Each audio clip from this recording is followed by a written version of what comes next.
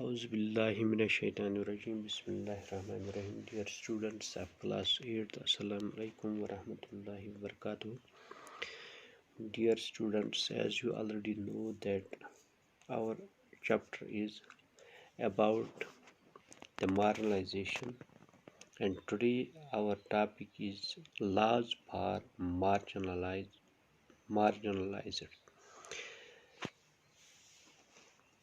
So you know, in India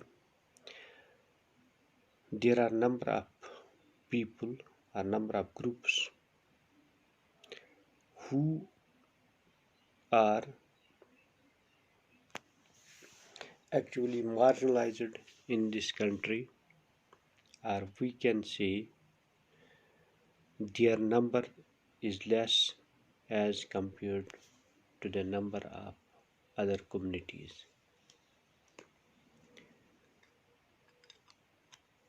So for that purpose, in order to protect them and in order to give them equal opportunities in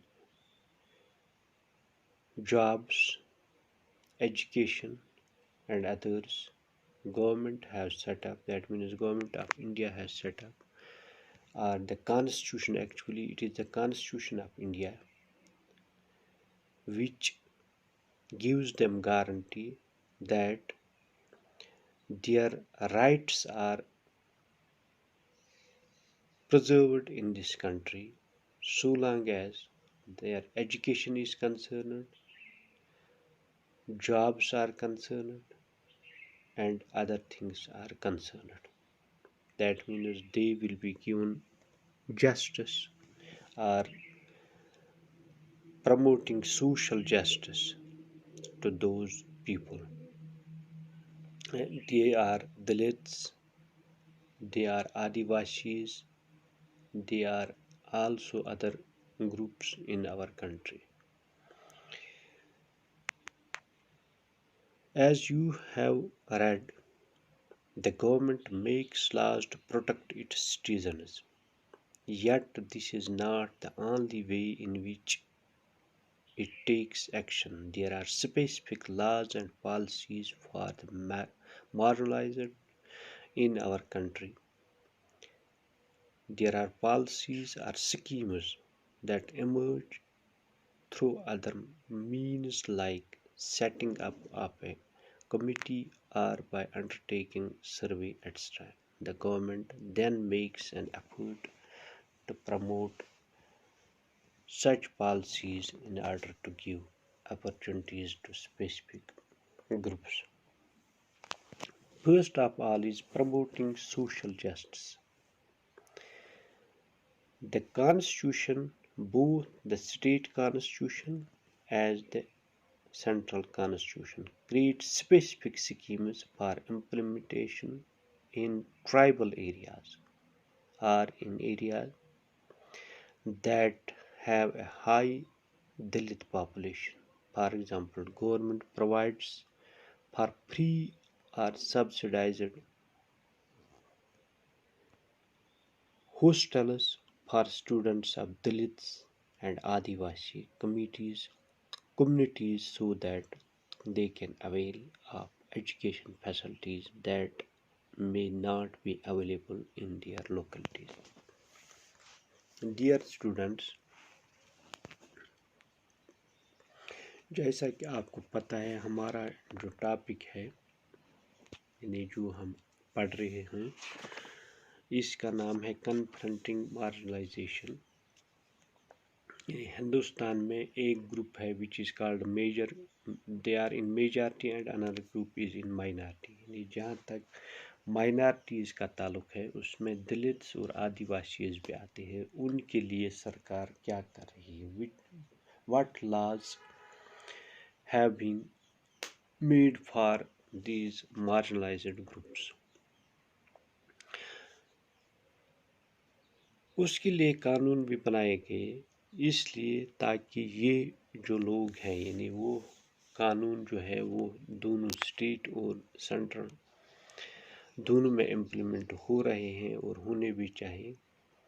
تاکہ ان لوگوں کے بارے میں سوچا جائے جو لوگ ٹوٹلی یعنی جن کو ہم دلت یا آدیواسیز کے نام سے بھی پکارتے ہیں، یا جو مائنارٹی میں ہے، یعنی یا جو سوسائٹی سے، یعنی جب ایک وقت ایسا بھی تھا ان دلتس اور آدیواسیز کو مندروں میں نہیں جانے دیا جاتا تھا، ہندو کمیونٹی ان کو مندروں میں نہیں جانے جاتے تھی، ان کے ساتھ کوئی کھانا نہیں کھاتا تھا۔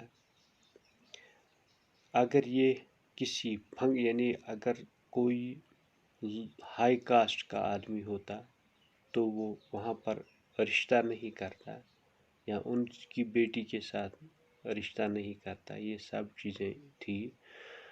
تو اب ان کو کیسے آگے بڑھائے، یعنی یہ جو لوگ ہیں ان لوگوں کو ایجوکیشن سیکٹر میں کیسے تعلیم کیسے حاصل کریں گے، جابس کیسے حاصل کریں گے، اس کے لیے کیا کیا قانون یا کیا کیا کام سرکار نے کیے۔ ایک ہے پروموٹنگ سوشل جسٹس، یعنی سوشل جسٹس پروموٹ کرنے کے لیے دونوں سینٹرل اور اسٹیٹ گورنمنٹس نے کچھ سکیمز امپلیمنٹ کی ان ٹرائبل پیپلز یعنی ٹرائبل ایریا میں جو لوگ رہتے ہیں، جس میں زیادہ تر یا وہ ایریا جہاں زیادہ پاپولیشن دلت پاپولیشن ہے، تو اس کے لیے گورنمنٹ نے انہیں فری یا سبسڈائزڈ ہاسٹلز اسٹوڈنٹس کے لیے جو دلتس اور آدیواسیز اسٹوڈنٹس ہیں، دلت اور آدیواسی کمیونٹی سے جو تعلق رکھتے ہیں، ان کے لیے یہ چیزیں فری کی گئی تاکہ وہ ایجوکیشن فیسلٹیز اویل کریں اور وہ بھی ایسا ہی کام کریں جیسا وہ لوگ کرتے ہیں جن کی تعداد اس ملک میں، یعنی جہاں پر تعداد کا تعلق ہے یا جو اپنے آپ کو ہائی کاسٹ کے نام سے جانتے ہیں۔ اسی طرح ایجوکیشن کے لیے، یعنی to provide education to these Dalits and Adivasis, سرکار نے ان کے لیے free hostels, free text books and other things مہیا رکھے ہیں۔ اسی طرح جہاں تک ان کے جابس کا تعلق ہے تو اس میں بھی انہیں ریزرویشن ہے، ایس ٹیز اور ایس ٹیز کی ریزرویشن، ایس ٹیز میں ہی آتے ہیں، ان کی ریزرویشن ہے وہاں پر۔ تو جب یہ لوگ نوکری کے لیے اپلائی کرتے ہیں تو وہاں بھی ان کے لیے ریزرویشن رکھی گئی تاکہ یہ ایزلی نوکری حاصل کرے، یعنی گورنمنٹ جاب حاصل کرے۔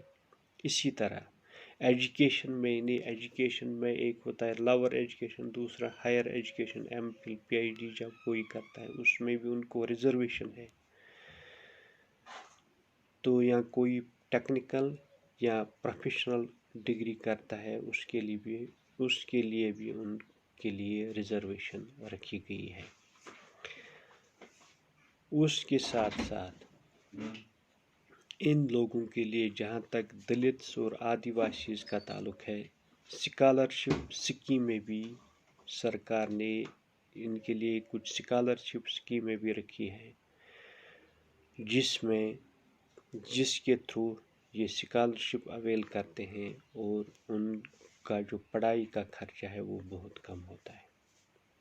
اسی طرح ایک اور لا بنایا گیا ہے، ان کی سیٹس جو ہے ان کو ریزرو رکھا گیا ہے دلتس اور آدیواسیز کے لیے، یعنی ان کا 1% اگر سپوز 100% جابس میں ان کا 2-3 یا 4% اس کے لیے ایس سیز اور ایس ٹیز کا ہوتا ہے، تو اس میں یہ لوگ ایڈجسٹ ہوتے ہیں سرکاری نوکری میں، چاہے وہ کوئی بھی سرکاری جاب ہو اس میں ان کے لیے ریزرویشن ہے۔